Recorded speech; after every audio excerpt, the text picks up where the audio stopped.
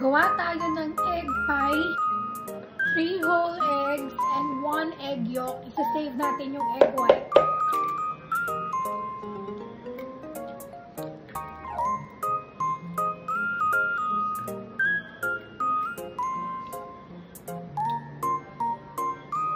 Teaspoon vanilla,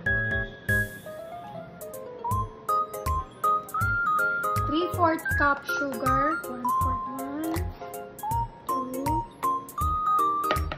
2 tablespoon cornstarch, isang lata ng evap milk. Halo lang natin. Set-aside lang natin sandali ang egg yolk mixture at i-beat natin yung egg white.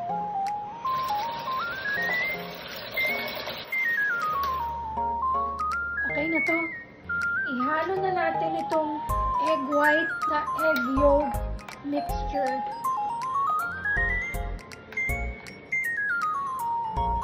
Lagayin na natin ngayon dito sa ating pie crust.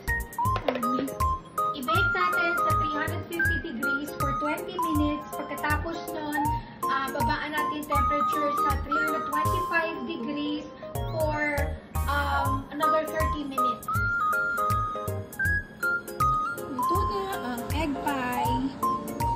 Ayan na egg pie. Babaunin daw ni Daddy bukas. Okay na to?